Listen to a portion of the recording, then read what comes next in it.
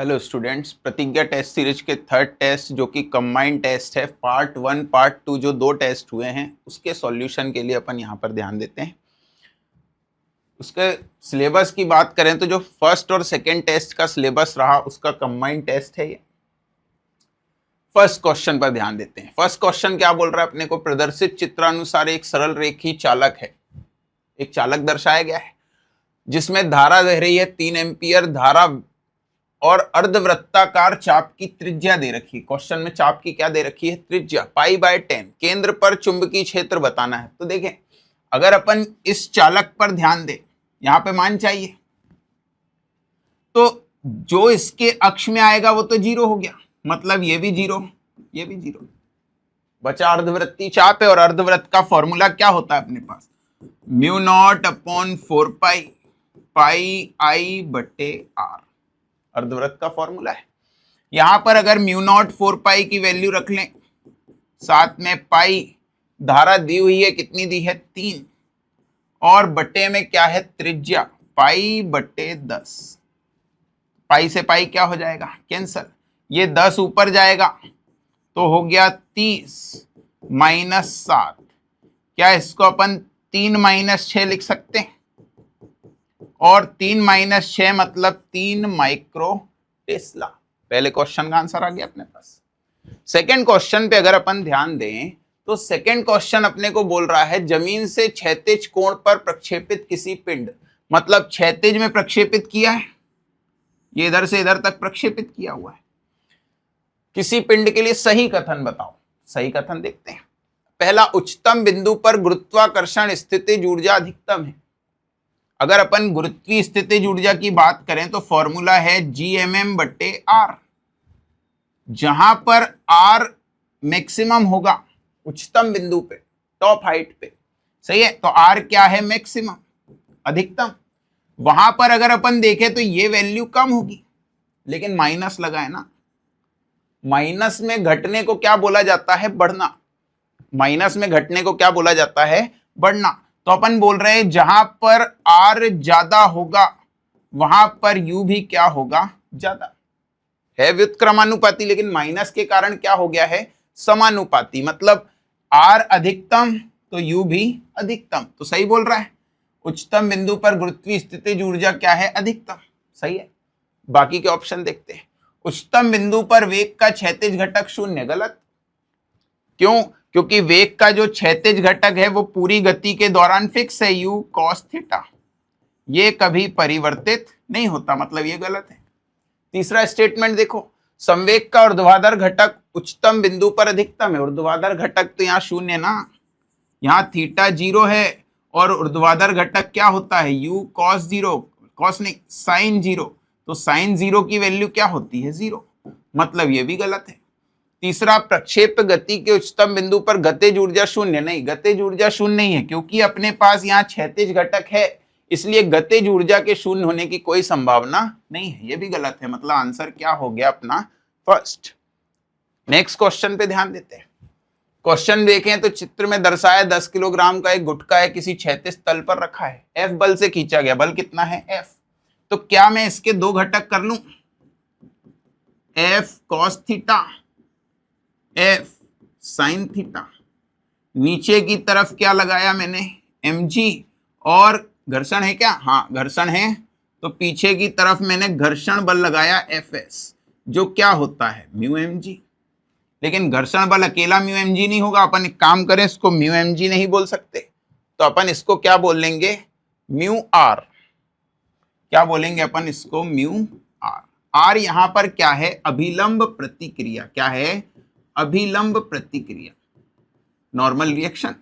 अब ध्यान से देखो तो अगर क्या बोल रहा है, बल जिसमें गुटका चलना प्रारंभ कर दे तो वो घर्षण बल सीधे इसके बराबर होना चाहिए, F cos थीटा के।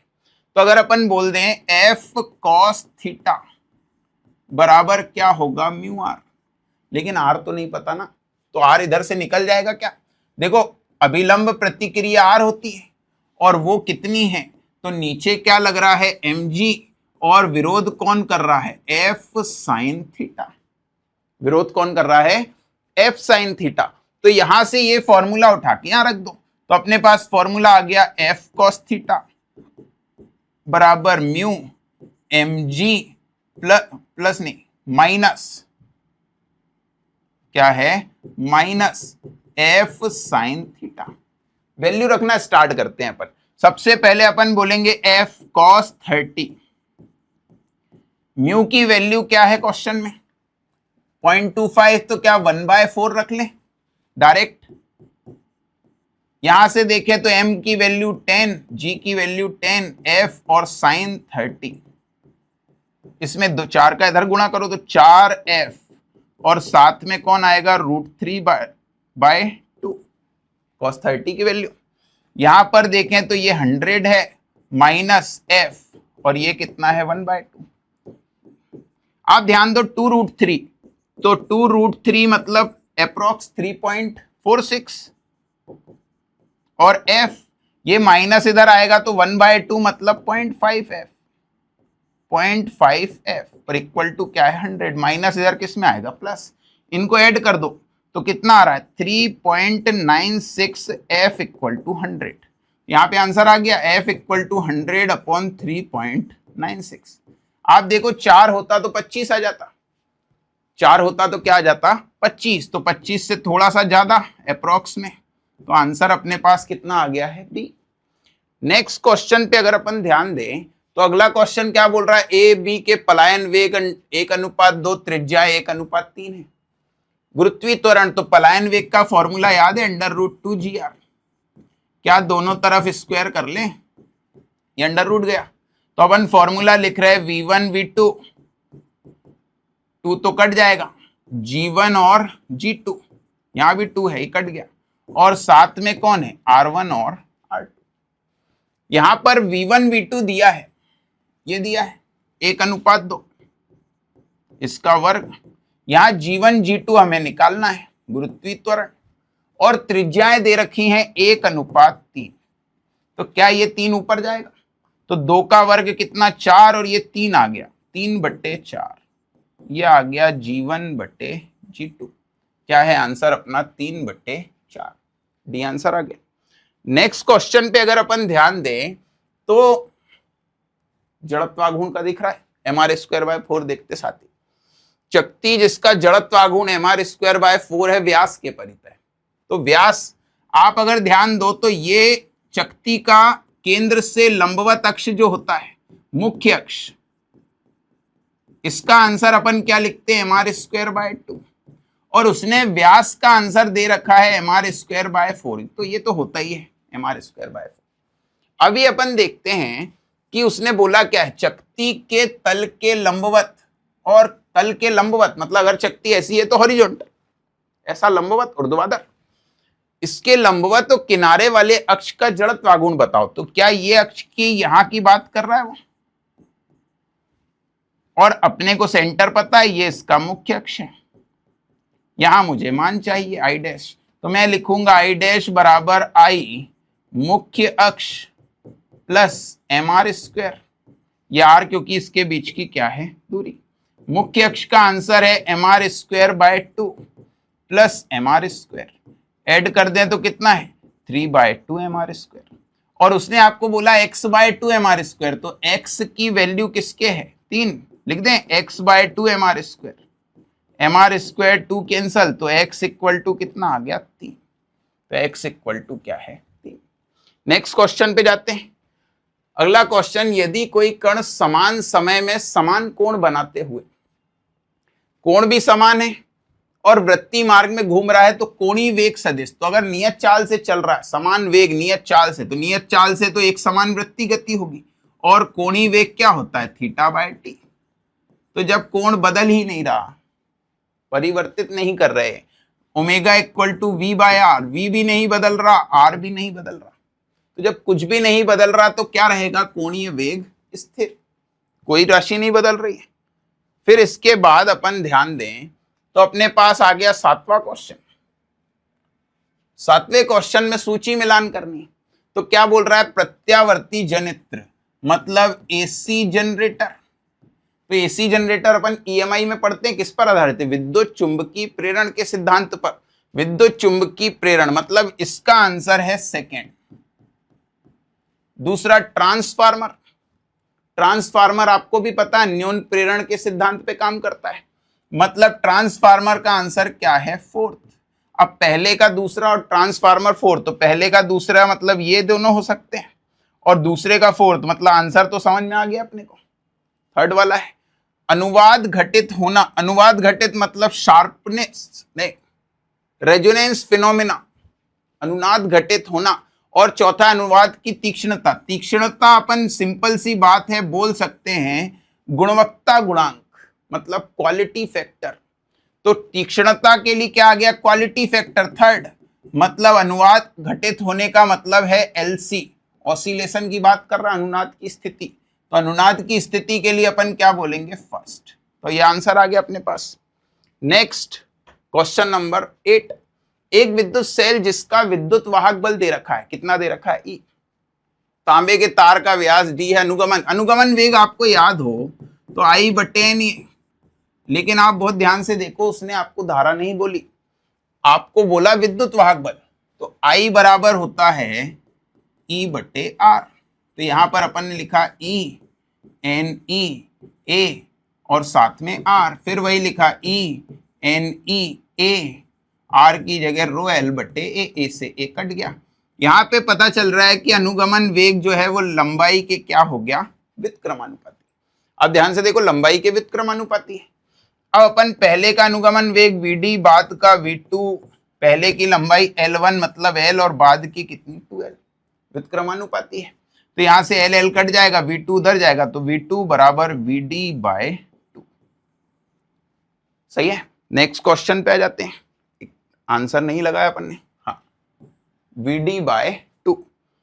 नेक्स्ट क्वेश्चन पे आ जाएं अगर अपन, तो अपने पास क्वेश्चन आया प्रदर्शित चित्र में एक समान पृष्ठ, तो बेटा दो पृष्ठ हैं +Q +Q और तीन स्थितियां हैं, 1 2 और ये क्या है 3। तो अगर कोई बिंदु यहां हो तो पृष्ठीय आवेश घनत्व को दूरी से तो कोई मतलब ही नहीं है, एक पृष्ठ का σ/2 ε0। तो ये वाला पृष्ठ इधर धक्का देगा क्योंकि प्रतिकर्षण होगा, ये वाला पृष्ठ भी इधर धक्का देगा, तो ये दो हो गए, तो अपन बोलेंगे σ/2 ε0 प्लस σ/2 ε0। आंसर आ गया σ/ε0। दूसरा अगर यहां होता तो भी सेम था, ये प्लस इधर धक्का देता, ये इधर धक्का देता, और आंसर कितना आ जाता, σ/ε। लेकिन अगर बीच में है तो ये इधर धक्का देगा, ये इधर, बीच का आंसर क्या है 0। तो दो आंसर है σ/ε0 और एक 0 है। लेकिन उसने जो ऑप्शंस दे रखे हैं उसमें कैप इकाई सदिश की बात कर रही हूं, सदिश में अगर अपन इसे प्लस मानेंगे तो इसे क्या मानना पड़ेगा, माइनस, अपोजिट डायरेक्शन में। तो पहले वाला क्या है माइनस, दूसरे वाला 0, तीसरे वाला प्लस। तो पहले वाला 2 सिग्मा नहीं आ रहा, सिग्मा आ रहा है, ये 2 सिग्मा नहीं, ये आंसर हो गया। पहला वाला -σ/ε0, दूसरा 0, तीसरा σ/ε। माइनस क्यों लगाया, क्योंकि दिशा अपोजिट थी। फिर इसके बाद नेक्स्ट क्वेश्चन में आते हैं, 5 किलोग्राम का एक गुटका एक मेज पर खुरदुरे तल पर विरामावस्था में, कौन से तल पे रखा हुआ है, खुरदुरे तल पे। जब यदि 30 न्यूटन का बल मेज की सतह पर समांतर दिशा में आरोपित है, तो सबसे पहले तो अभिलंब प्रतिक्रिया निकालो। अगर ऐसा गुटका बनाएं तो इस पर R लगेगा और नीचे क्या लगेगा mg, तो mg, m कितना है 5 और g 10, तो अभिलंब प्रतिक्रिया क्या हो गई 50। गतिज घर्षण गुणांक, तो म्यू L बराबर क्या होगा, घर्षण बल बटे अभिलंब प्रतिक्रिया बल। घर्षण गुणांक क्या होता है, घर्षण बल बटे अभिलंब प्रतिक्रिया बल। अब घर्षण बल की जरूरत है, तो आरोपित बल कितना लगाया उसने 30 न्यूटन, 30।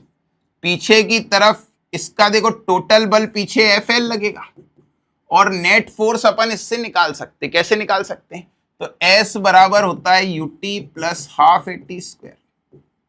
आप ध्यान से देखो तो अपने को S 50 दिया है, विरामावस्था से चली तो ये तो 0 हो गया, हाफ A, और समय दिया है 10, तो 10 का वर्ग।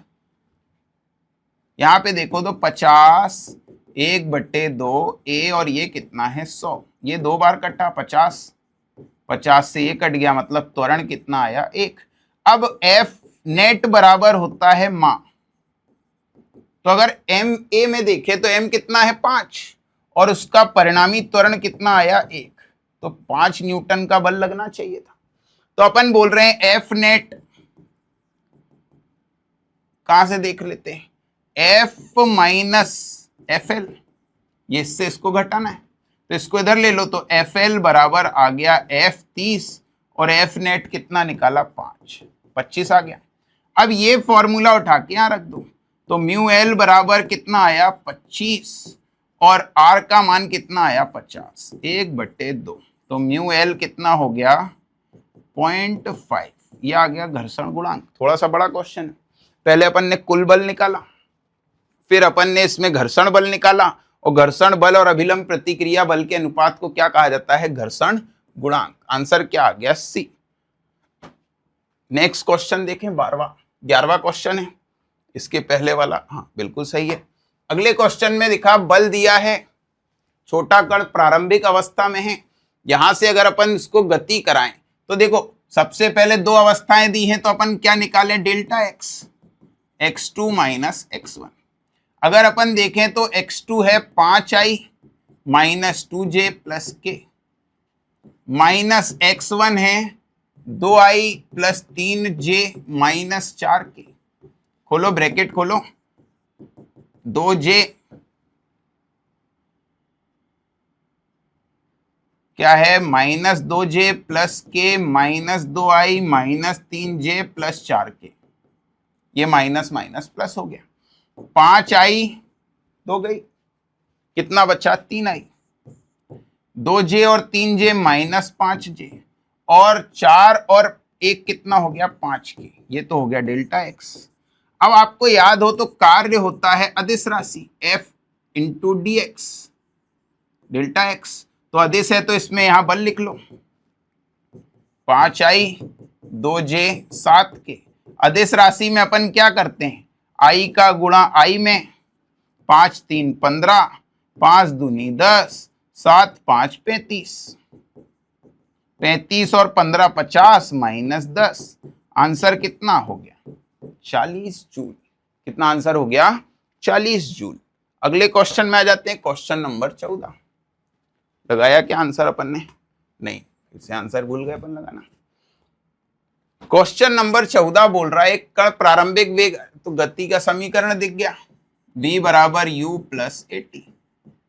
u कितना है 2i 3j, a कितना है 0.3i प्लस 0.2j, और समय कितना है 10, समय का पहले गुणा कर लो, 2i 3j, 3 का 10 का गुणा तो 3i और ये 0.2 है, हाँ तो ये हो गया 2j, 2i 3i कितनी आई 5, और ये कितना 3j 2j कितना 5j। अब ये तो आया है इसका सदिश, लेकिन परिमाण निकालना है, तो अंडर रूट 5 का वर्ग और 5 का वर्ग। अगर अंडर रूट में 2 बार लिखा है तो इसमें 5 कॉमन आ जाएगा, और अंडर रूट के अंदर कितना हो, अगर 3 बार होता तो 3 लिख देते, 5√2 और क्या है यूनिट। क्वेश्चन नंबर नेक्स्ट 13, 2 सदिशों का अधिकतम और न्यूनतम परिणामियों का मान 10 और 6 है, मतलब अधिकतम a प्लस बी 10 और न्यूनतम a माइनस बी कितना है 6। सही है कि नहीं। अब अगर ध्यान दें अपन तो 2 राशियों को जोड़े, तो वो पूछ रहा है छोटा सदिश बताओ, छोटा सदिश, अपने को न्यूनतम मान 6 होना चाहिए, तो अगर अपन छोटा सदिश 5 लें तो बड़ा भी 5 लेंगे, तो 5 + 5 10, तो ये तो सही है, लेकिन 5 - 5 कितना आ जाएगा 0। न्यूनतम 6 से छोटा होना नहीं चाहिए, मतलब ये गलत है। न्यूनतम 2 ले लें, तो अगर न्यूनतम 2 है तो बड़ा 8 होना चाहिए, टोटल 10 है ना, तो अपन बोलेंगे दूसरे ऑप्शन के हिसाब से कि 8 और 2 ऑप्शन लेके देखें, तो 8 + 2 10, 8 - 2 कितना है 6, फुलफिल हो गया। और एक बार चेक कर लेते हैं अपन तीसरे को, अगर छोटा 16 है तो छोटा 16 हो ही नहीं सकता, बड़ा हो सकता है, सही है, तो 16 तो बड़ा आंसर आ गया। 4 मात्रक, तो छोटा 4 तो बड़ा कितना 6, 6 + 4 तो 10 है, लेकिन 6 - 4 कितना है 2, जबकि आंसर 6 से कम नहीं होना चाहिए, मतलब दूसरा ही सही है। न्यूनतम मान 2 और बड़ा मान कितना होगा 8। फिर इसके बाद नेक्स्ट क्वेश्चन पे आ जाते हैं। वायु में रखे दो आवेशों के मध्य विद्युत बल F है, वायु में बल F है। किसी माध्यम में पहली वाली दूरी को आधी कर दें, दूरी जो नई है वो r/2 है, r'(r/2)। तो बल समान होते हैं, माध्यम बताओ। तो अपन F वायु बराबर क्या बोल रहे हैं, F माध्यम, सही है। वायु का फॉर्मूला 1/4πε0 Q/r²। माध्यम का 1/4πε0 Q, नीचे माध्यम का परावैद्युतांक K, और दूरी अब आधी है, Q² 4π ये कैंसल हो गया, 1/r², 1/K, r² 4, ये भी गया, ये 4 ऊपर और K इधर, तो K बराबर कितना आ गया 4, K बराबर कितना आ गया 4, परावैद्युतांक ज्ञात हो गया। नेक्स्ट क्वेश्चन पे अगर ध्यान दें तो द्रव्यमान m तथा गतिज ऊर्जा E वाला एक इलेक्ट्रॉन एक समान चुंबकीय क्षेत्र B के कहां रखा है, लंबवत प्रवेश कर रहा है। तो लंबवत प्रवेश करेगा तो अपन क्या पढ़ने लगते हैं, आवृत्ति बताओ। तो सबसे पहले तो अपन क्या बोले, QVB sin 90, और बराबर अपन कर दें इसको किसके, तो mv²/r। यहां से V से V गया तो R बराबर क्या आया, mv/QB।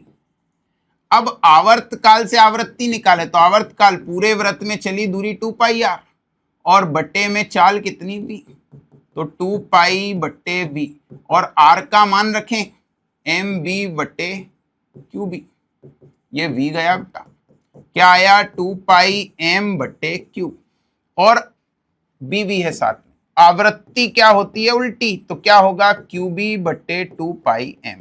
उन्होंने Q को इलेक्ट्रॉन माना है, हाँ, और साथ में है B और बट्टे में कौन है 2πm, तो EB/2πm। आंसर क्या हो गया 3rd, सही है, कोई डाउट तो नहीं। नेक्स्ट क्वेश्चन में ध्यान देते हैं। एक प्रोटॉन 2t परिमाण के चुंबकीय क्षेत्र में वेग से एंटर कर रहा है, तो बल तो आपको आवेश का पता है ना बेटा, QVB sin 30, आवेश प्रोटॉन का -19, वेग दिया है और चुंबकीय क्षेत्र भी दिया है, और sin 30 1/2, ये हो गया 16 × 5 = 80, मतलब 8, और 10 की घात कितना है, 12 में से 7 गया तो मतलब 19 में से 7 गया तो कितना 12, 8 और 12। नेक्स्ट क्वेश्चन पे अगर अपन जाएं तो अगला क्वेश्चन बोल रहा है केंद्र पर चुंबकीय क्षेत्र होगा। ध्यान दो, यहां पे बताओ, तो ये दूरी 2.5, ये दूरी भी 2.5, इस पे धारा है 5 और इस पे कितनी है 2.5। अब ध्यान दो, अगर इसके कारण अपन देखें तो क्षेत्र कहां जा रहा है, अंदर, कहां क्षेत्र जा रहा है अंदर, और इसके कारण अगर अपन देखें तो क्षेत्र कहां है बाहर, मतलब ये क्षेत्र बनाएगा अंदर और ये कहां बनाएगा बाहर, माइनस हो जाएंगे, कर दो माइनस। तो B नेट बराबर अगर अपन ध्यान दें तो B1 - B2, इसको B1 मान लो इसका, और इसका क्या है B2, μ0 4π, पहले वाले का लिख रहे हैं। धारा कितनी है 2.5 और दूरी कितनी है 2.5, आधी है। दूसरा μ0 4π 2, और ये कितना है 2.5, यहां पे कर रहे हैं, और बटे में कितना है 2.5। अब अगर आप ध्यान दो तो ये गया 2 बार, ये गया 1 बार, तो ये 2 दूनी 4 μ0/4π माइनस ये हो गया 2 μ0/4π, 4 में से 2 गया तो आंसर आया 2 μ0/4π, ये 2 से और काट दो तो आंसर आ गया μ0/2π, ये फाइनल आंसर है μ0/2π। मतलब समान दिशा में है और बीच में है, तो अपने को चुंबकीय क्षेत्र की दिशा के कारण क्या करना पड़ेगा, माइनस। नेक्स्ट क्वेश्चन पे आ जाते हैं। सीधी रेखा पर 0.4 मीटर लंबाई का चालक है, सीधी रेखा पर अगर चलने लगे तो डायरेक्ट सूत्र होता है ना, ये तो VVL क्या सूत्र होता है, E equal to B V L. B कितना है 0.9, वेग है 17 और ये कितना है 0.4। ई पॉइंट हटाओ तो ये 9 गुणे 4/2 जीरो और 17। यहां से अगर ध्यान दें तो 36 गुणे 17 बट्टे में कितना 100, 17 6 कितना होता है, लगभग 102 के आसपास। 17 3 51 और 10 कितना हो गया 61, 612/100 मतलब 6.12 सही है। और मात्रक क्या है वोल्ट। तो अपने पास नेक्स्ट क्वेश्चन भी आ गया। अगले क्वेश्चन पे आ जाते हैं। अगला क्वेश्चन आपको दिख रहा है कि दो बल लग रहे हैं, दोनों विपरीत कोने पे समान बल लग रहे हैं। तो अगर ध्यान दो नीचे दर्शाई गई छड़ का संतुलन क्या होगा। तो अगर आप ध्यान दो दो बल हैं विपरीत है तो टोटल फोर्स क्या होगा F1, अपोजिट है तो F2, F माइनस F तो नेट फोर्स 0, 0 मतलब साम्यावस्था। क्या है साम्यावस्था।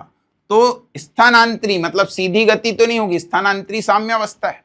लेकिन वस्तु पे आप ध्यान दो, दो अपोजिट है तो घूम गई मतलब टाउ 0 नहीं होगा। तो रेखीय साम्यावस्था तो होगी लेकिन घूर्णन साम्यावस्था नहीं होगी। तो रेखीय साम्यावस्था केवल घूर्णन गलत, घूर्णी स्थानांतरी दोनों गलत, केवल स्थानांतरण, केवल क्या है स्थानांतरण, क्योंकि F 0 है लेकिन टाउ 0 नहीं है। नेक्स्ट क्वेश्चन पे आ जाते हैं। अगला बोल रहा है दोनों गुटके का त्वरण क्या होगा। बहुत सिंपल है, इस पर नीचे क्या लगेगा mg और ये विरोध करेगा घर्षण बल। तो त्वरण होता है नीचे की तरफ बल माइनस घर्षण बल बटे कुल द्रव्यमान कितना 30, m का मान 10 g 10 माइनस घर्षण बल क्या होता है म्यू r मतलब म्यू mg। तो इस पर ऊपर r और नीचे क्या लगेगा mg। तो म्यू है 0.5, m है 20 और g कितना 10, ये भी 100 आ गया। तो 100 माइनस 100 ये तो 0 हो गया, मतलब ये गति नहीं करेगा और गति का त्वरण क्या माना जाएगा 0। अगले क्वेश्चन पे आ जाते हैं। एक विद्यार्थी के पास 30 तार हैं, 30 ओम प्रतिरोध के 10 तार हैं। ध्यान देते हैं 30 ओम प्रतिरोध के कितने तार हैं 10। तो उसने बोला है विभिन्न कौन सा प्रतिरोध प्राप्त नहीं होगा। तो 30 ओम है तो अगर अपन देखें तो आर नेट सबसे मिनिमम बोल सकते हैं, मिनिमम कितना मिलेगा तो मिनिमम R बटे N और मैक्सिमम कितना मिलेगा तो NR। तो 10 तार हैं 30 के तो अधिकतम 300 मिलेगा और यहां पर 30 का 10 तार तो कितना मिलेगा 3। तो मिनिमम आंसर आएगा 3 और मैक्सिमम आंसर आएगा कितना 300। इनके बीच के सारे आंसर आ जाएंगे लेकिन ये 170 आ जाएगा, 50 18 दो नहीं आएगा, 3 से छोटा आंसर प्राप्त नहीं होगा। अगले क्वेश्चन पे आते हैं। अगला क्वेश्चन फिर एसी का दिख रहा है। प्रत्यावर्ती परिपथ में R 6 है, XL 5 है, XC 13 है, Z निकाल लें क्या है R square plus XC minus XL का होल स्क्वायर। ये है 36 और ये है 64, 13 में से 5 गए तो 8 बच रहा है। अगर अपन ध्यान दे तो ये 100 है और 100 से बाहर कितना आ जाएगा 10, कितना आएगा 100 से बाहर 10। अब Z आ गया है तो शक्ति का सूत्र अपन देखें औसत में एवरेज, तो फॉर्मूला होता है VRMS बटे Z का होल स्क्वायर, साथ में क्या है R। VRMS 100, Z 10 whole square और प्रतिरोध कितना है 6।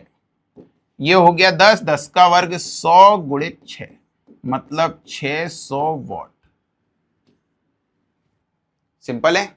अब अपन नेक्स्ट क्वेश्चन पे आते हैं। क्वेश्चन नंबर 25 क्या बोल रहा है। एक कण 10 सेंटीमीटर नियत चाल से चल रहा है, 4 सेकेंड में अपना वृत्तीय पथ पूरा करता है। तो परिणामी त्वरण, त्वरण क्या होता है ओमेगा स्क्वायर R या V स्क्वायर बाय R, यही है। अगर वो बोल रहा है नियत चाल मतलब केवल अभिकेंद्री त्वरण है और उसका सूत्र ये है। अब ओमेगा की जगह में लिखूं 2 पाई बाय T का होल स्क्वायर, साथ में कौन है R। 2π/t, t कितना दिया है 4 स्क्वायर और r दिया है 10 सेंटीमीटर। आप देखो ऑप्शन भी सेंटीमीटर में ही है, ऑप्शन में भी कुछ नहीं घुमाया, तो इसको लिखो ही मत। अब देखो ये 2 बार पाई स्क्वायर बटे में कितना 4 गुणित 10, तो 10/4 मतलब 2.5 पाई स्क्वायर सेंटीमीटर पर सेकेंड स्क्वायर, क्योंकि सेंटीमीटर का अपन ने उपयोग नहीं किया है। फिर नेक्स्ट क्वेश्चन पे अगर ध्यान दें, क्वेश्चन नंबर 26, क्वेश्चन नंबर 26 में अगर अपन ध्यान दें तो किसी मेट्रो स्टेशन में कोई लड़की एक रुके हुए एक्सकलेटर पर x1 पे चढ़ती है। कहाँ है लड़की? मेट्रो स्टेशन पर एक रुके हुए एक्सकलेटर पर x1 समय में चढ़ती है। यदि वह लड़की खड़ी रहे और एक्सकलेटर उसे x2 सेकेंड में पहुंचा दे, तो चलते समय एक्सकलेटर अपनी पूर्व गति से ही ऊपर चढ़े तो उसके तो 3 स्थितियां ले लो।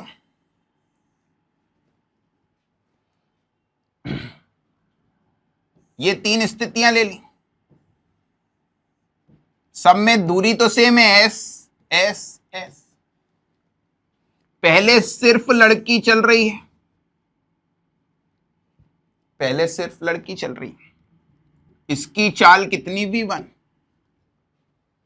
और फिर सिर्फ एक्सकलेटर चल रहा है तो एक्सकलेटर की चाल v2, और जब दोनों चल रहे हैं तो कुल चाल कितनी v।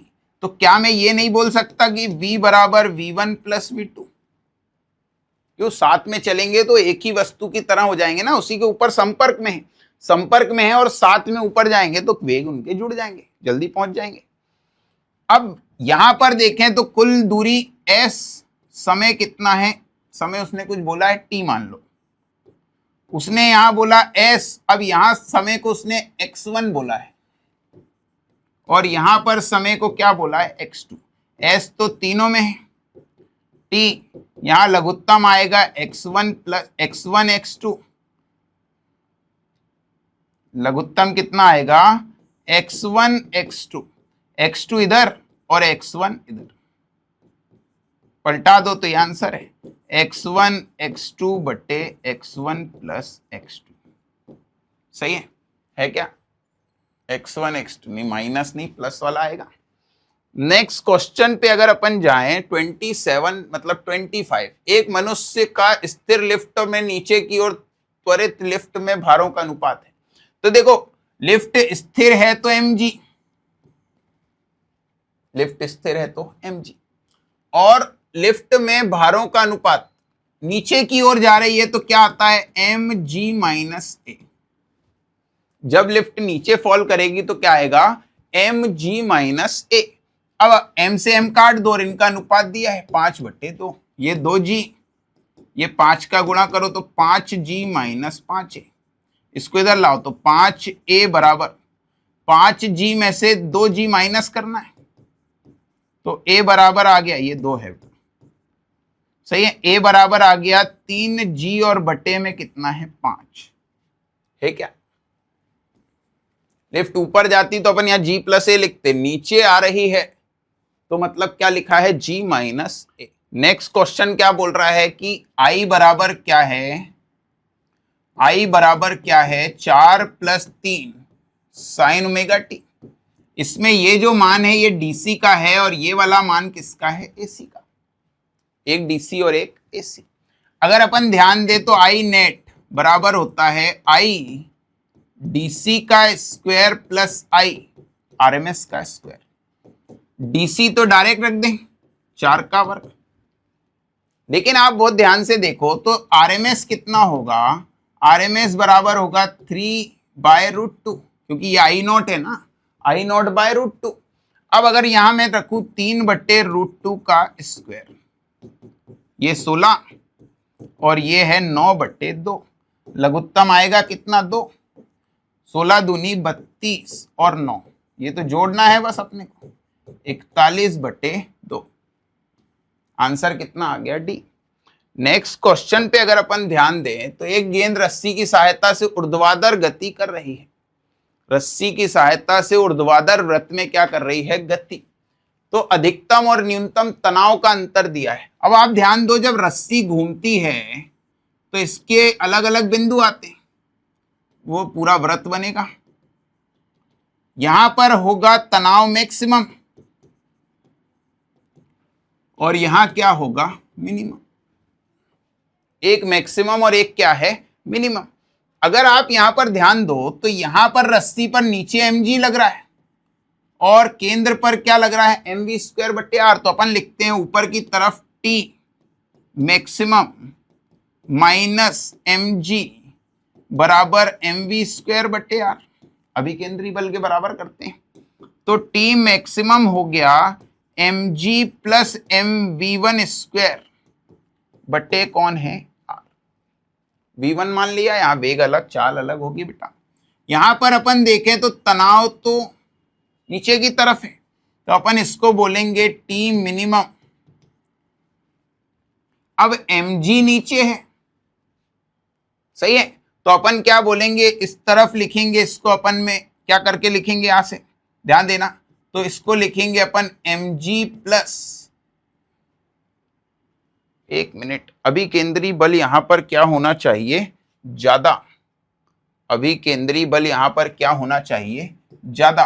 तो अपन इसको लिखेंगे T minimum equal to mv2² और बटे में कितना है, r, माइनस में कौन होगा, mg। अभी केंद्रीय ज्यादा होगा ना बेटा, क्योंकि mg ज्यादा है तो mg माइनस टी लिखा अपन ने क्या लिखा इसको, mg माइनस टी बराबर mv2² बटे r। इसको इधर कर दिया बस, और कुछ नहीं किया है। फिर आगे अपन ध्यान दें तो इन दो स्थितियों पर अलग अलग गतिज ऊर्जा है। देखो, जब पार्टिकल रेस्ट में है स्टार्टिंग में, तो इसकी स्थितिज ऊर्जा 0 है। तो पहले की काइनेटिक एनर्जी, पोटेंशियल एनर्जी, बाद की काइनेटिक एनर्जी और पोटेंशियल एनर्जी। पहले की हाफ m v1², ये तो 0 है, फिर हाफ m v2² और ये है mgh, तो mg, ये अगर r है तो ये r होगा, टोटल 2r है। इसको इधर लाओ, तो अपन ने लिखा half m v1² minus half m v2², सही है, और बराबर में क्या है, 2mgr। कितना है, 2mgr। अब आप अगर ध्यान दो, यहां दोनों से 1/2 कॉमन निकल के इधर चला जाए, इधर दोनों से 1/2 कॉमन निकल के इधर चला जाए। या तो एक तरीका और है कि अपन इस सारे समीकरण में गुणा कर रहे हैं 2/r का। इसका गुणा कर रहे हैं 2/r, तो 2 का गुणा करेंगे तो 2/2 कितना होगा, mv1²/r। ये m है बस। दूसरा होगा mv2²/r और इधर होगा 2 दूनी 4 और r हट जाएगा तो कितना आएगा, mg। अब इसका अपन उपयोग करेंगे माइनस करने के बाद, तो अपन लिखेंगे, यहां पर ध्यान देना, बड़ा क्वेश्चन है बेटा थोड़ा सा। क्या लिख रहे हैं, T max minus T minimum बराबर, आपको डायरेक्ट दे रखा है उन्होंने 240। देखो अंतर दिया है, उन्हें हिंट क्वेश्चन में मेंशन। इसको घटाया अपन ने अधिकतम को, mg plus m v1²r, minus भी करेंगे तो इसमें देखो ये माइनस जाएगा, mv2²/r minus mg।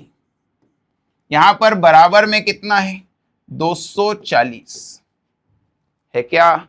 Minus open कर दो तो ये माइनस में यहीं ओपन कर दूं, ये माइनस और ये क्या हो जाएगा, प्लस। यार रहने दो, अलग से एक स्टेप और बनाना पड़ेगा। mg plus m v1²r minus m v2²/r और ये माइनस माइनस क्या हो गया, प्लस mg। 240 बड़ा हो गया थोड़ा सा, कोई बात नहीं, देखते हैं। mg और mg कितना हो गया, 2mg। आप ध्यान से देखो तो इसका मान तो लिखा है अपन ने, इसलिए तो सॉल्व किया था ना। तो ये टोटल कितना है, 4mg और बराबर 240, तो 6mg बराबर 240। तो m बराबर 240 और 6g मतलब 60। 4 किलोग्राम, 3-4 स्टेप में हुआ है। इसमें आप बहुत इंपॉर्टेंट है कि मैक्सिमम और मिनिमम की जो कंडीशन लिखी है ये आपको निकालते आना चाहिए। नेक्स्ट क्वेश्चन पे आ जाते हैं, क्वेश्चन नंबर 30। सापेक्षिक वेग दिख रहा है बेटा।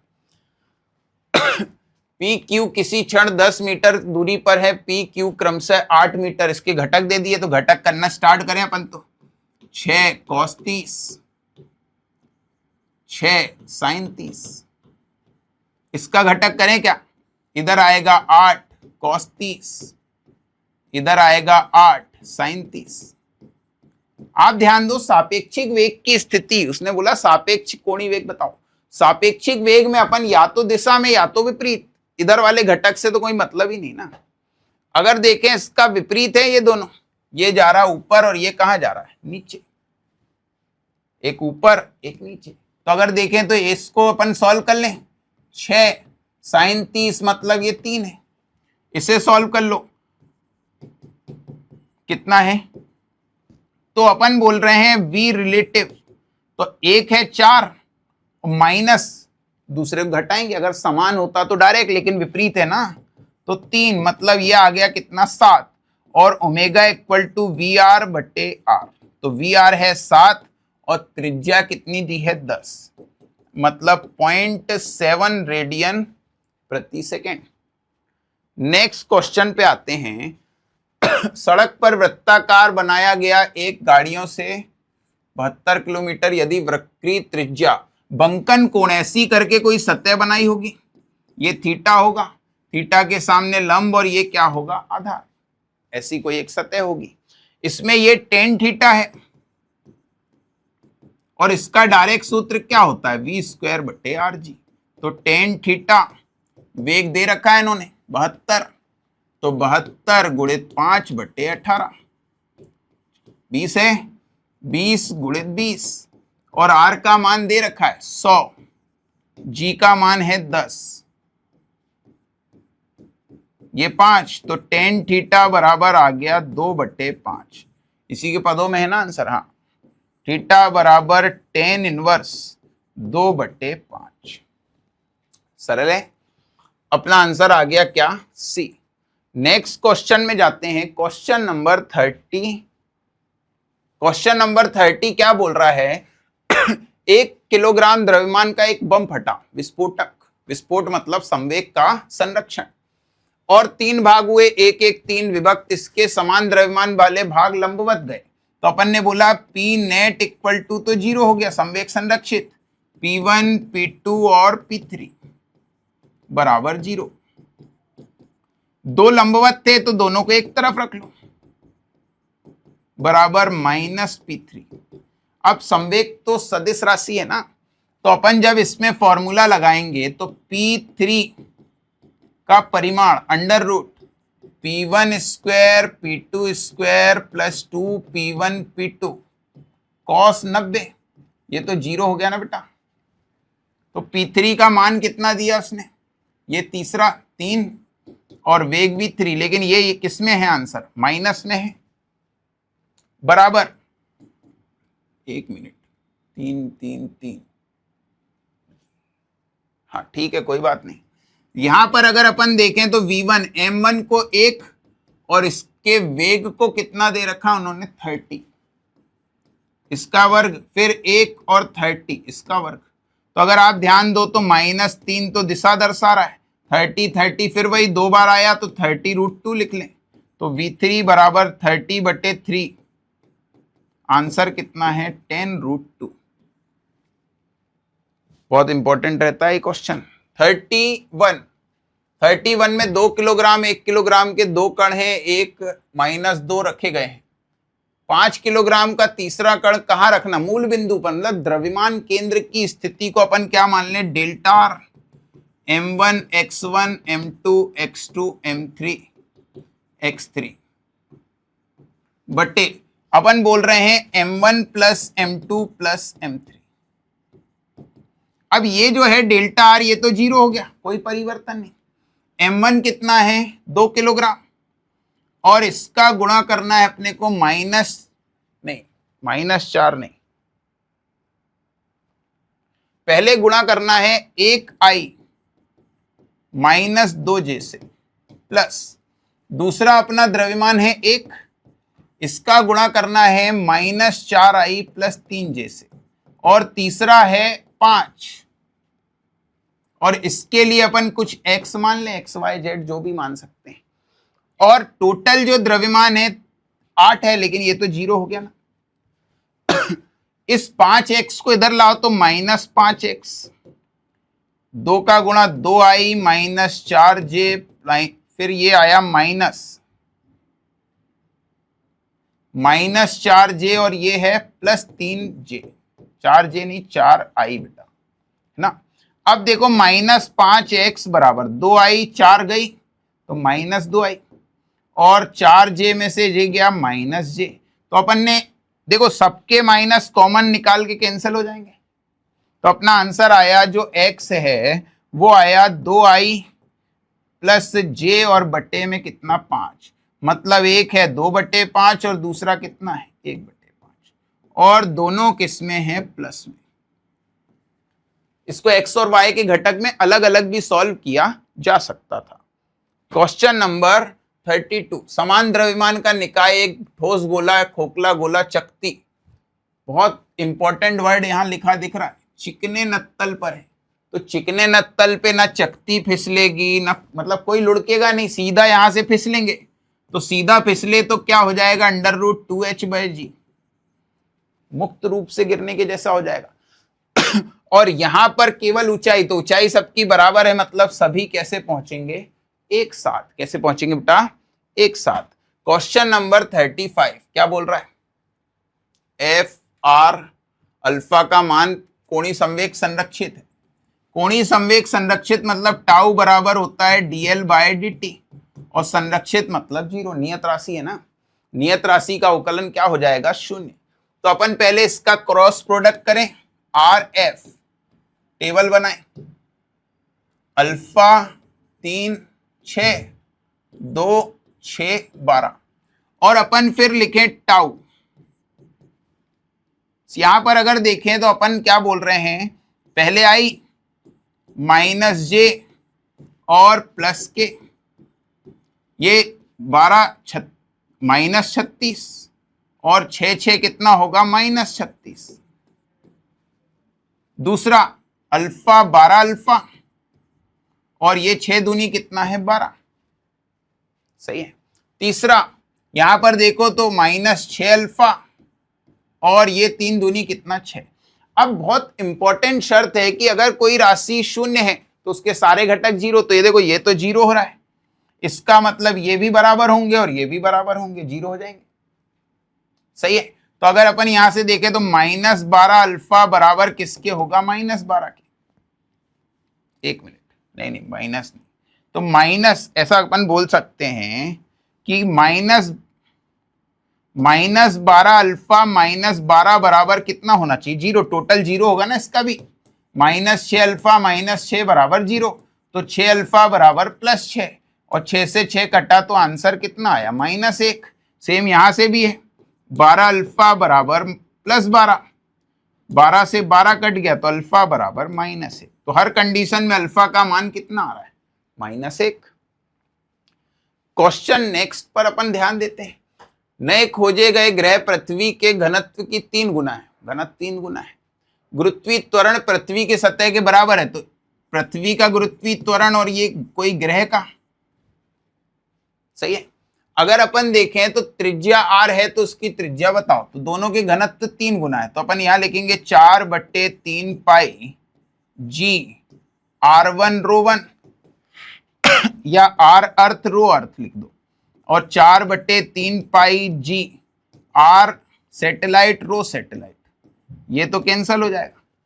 उसने बोला है कि ग्रह का घनत्व पृथ्वी का 3 गुना है, मतलब रो s जो है वो 3 रो अर्थ का है, तो r अर्थ रो अर्थ r s, और ये जो आया ये कितने गुना है 3 गुना रो अर्थ, तो अर्थ से अर्थ गया 3 बट्टे में जाएगा, तो r अर्थ बट्टे 3 बराबर r s, मतलब 1/3 होगा, r बट्टे क्या होगा 3। नेक्स्ट क्वेश्चन पे अगर अपन ध्यान दें तो पृथ्वी के पृष्ठ पर किसी वस्तु का भार 63 है, mg बराबर 63।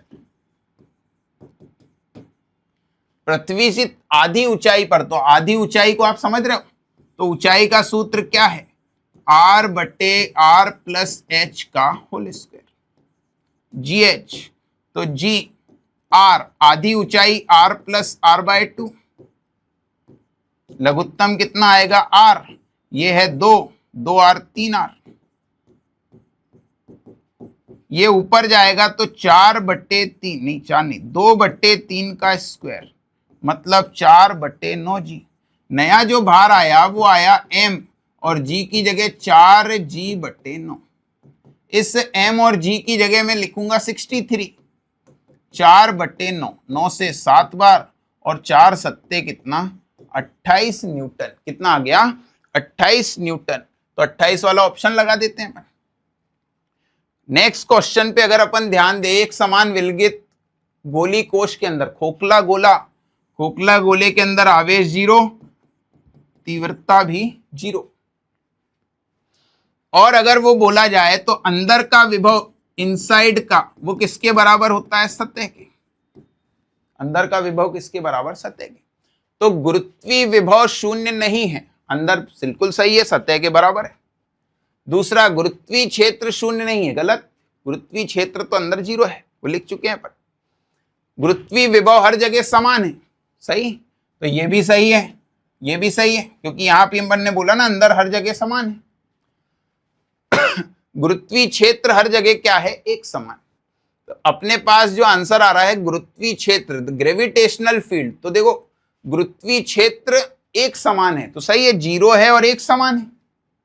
एक समान का मतलब 0 भी तो एक समान होता है ना, मतलब ये भी सही है। तो पहला, तीसरा और चौथा, ए सी डी, आंसर क्या हो गया अपने पास, बी। क्वेश्चन नेक्स्ट पर जाते हैं। 2 किलोग्राम की एक वस्तु विराम में स्थित है, प्रत्यास्थ संघट्ट हो रहा है 1/4 चाल। तो देखो बेटा, प्रत्यास्थ संघट्ट का सूत्र है m1 माइनस m2 बटे m1 plus m2, u1 plus 2m2 बटे m1 प्लस m2, साथ में कौन है u2। ये अपन पढ़ते हैं इसको। अब उसने बोला पहली वस्तु 2 किलोग्राम है और एक वस्तु विराम में है, मतलब 2 किलोग्राम है, तो देखो अंतिम चाल बोली 1/4, कर दो 1/4। m1 कितना है 2, या m1 ही रहने दो, m1 प्लस m2, इसकी चाल को मैंने v मान लिया। क्या मान लिया, v मान लिया। लेकिन दूसरा विराम में है तो इसको क्या मान लिया अपन ने, 0। यही खत्म हो गया आधा क्वेश्चन। ये इसको इधर ले जाओ तो m1 प्लस m2 बराबर 4m1 माइनस 4m2, m2 इधर लाओ तो 4 और 1 कितना, 5m2।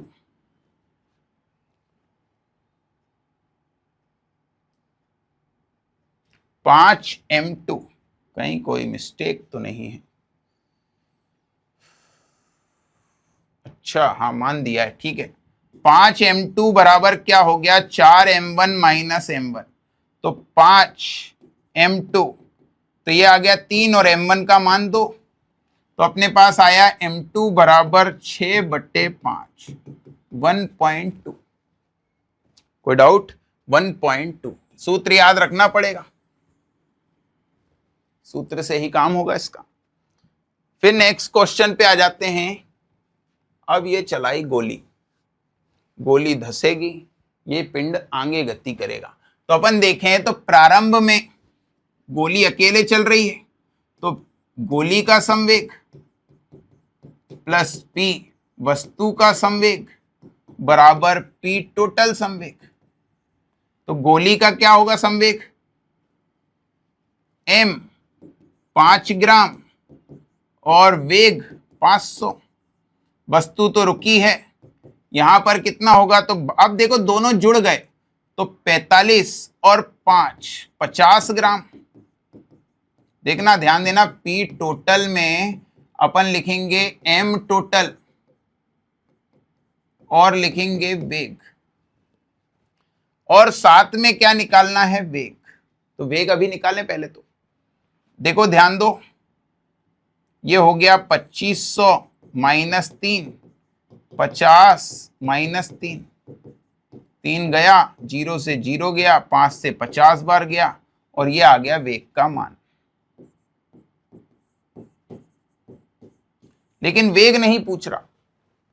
आप देखो गुटका कितनी ऊंचाई तक जाएगा, तो v बराबर क्या होता है, √2gh, 2gh, तो v स्क्वायर बराबर 2gh, तो h बराबर v स्क्वायर, तो 50 का वर्ग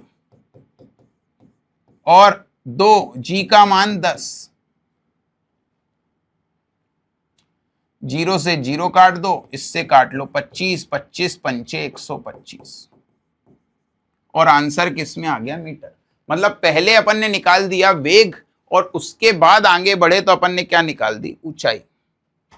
नेक्स्ट क्वेश्चन पे आ जाते हैं। पृथ्वी की सतह से m द्रव्यमान का एक कण v बराबर 2v से प्रक्षेपित होता है, तो अनंत पर जो चाल होती है वो होती है v square minus V square, E मतलब पलायन वेग। तो अपन ने जो चाल फेंकी है वो 2 गुनी है, और ये है वी स्क्वायर, ये हो गया 4v square minus V square, मतलब हो गया 3ve स्क्वायर। तो ve और बाहर आ गया, और अंदर क्या बचा, √3। ये सरल है, थोड़ा फॉर्मूला याद रख लेना बस। फिर नेक्स्ट क्वेश्चन पे आते हैं अपन। अपेक्षिक सिद्धांत में m दिया हुआ है और आवेश बताना है। तो आवेश की अगर मैं बात करूं आपसे, तो सूत्र तो ऐसा ही होना था, द्रव्यमान आवेश का। लेकिन प्रकाश की जो चाल है c, ये बहुत ज्यादा होती है किससे, वेग से।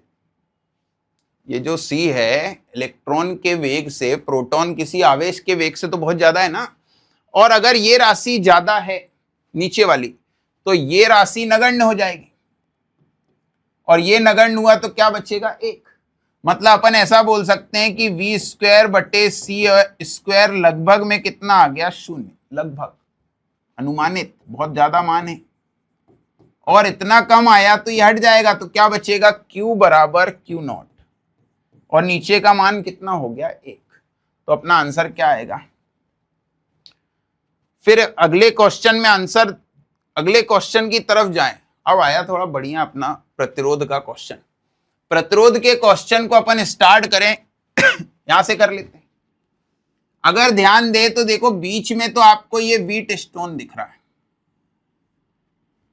तो अपन यहां से बनाए, देखो धारा इधर गई 6, इधर से गई, इधर गई 3, लेकिन देखो एक रास्ता ये दिख रहा है, तो ये हट जाएगा, ये इधर जुड़ दिया, ये था 6 और ये था 3। आगे बढ़े, ऊपर की तरफ चले तो ये 4, 6 और 3 समांतर में, तो 6 3 6 प्लस 3 2।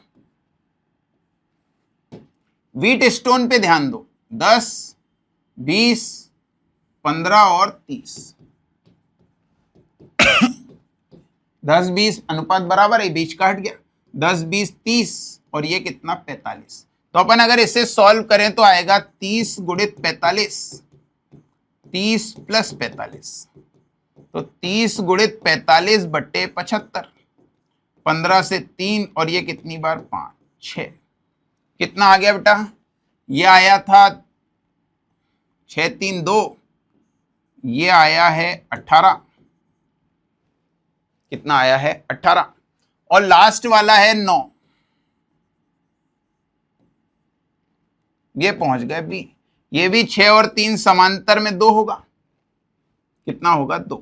इसे सॉल्व करते हैं, समांतर में लिखें तो 1/r, 2 18 9, लघुत्तम आया 18, 2 से 9 बार, 18 एक बार, और 9 से कितनी बार, 2 बार, पलटा दो तो r बराबर 18/12। 1 मिनट, एक गलती हो गई।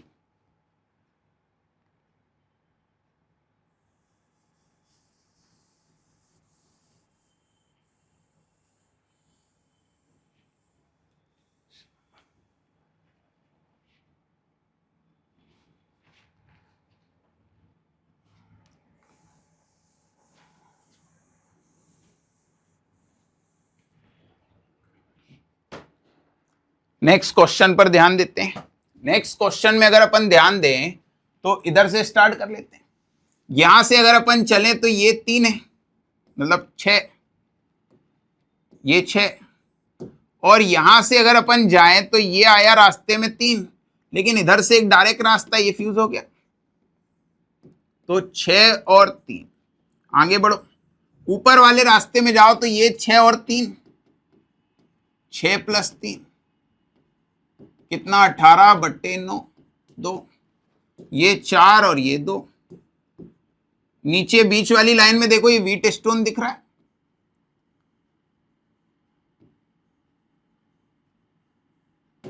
दस, 20, 15, 30, तो 10, 20, 30, ये 30 और ये 45, तो 30 × 45, 30 + 45, 30 × 45 बटे 75, 15 से 3 बार, 5 बार, 6, 18 हो गया, 18, और ये कितना है, 9।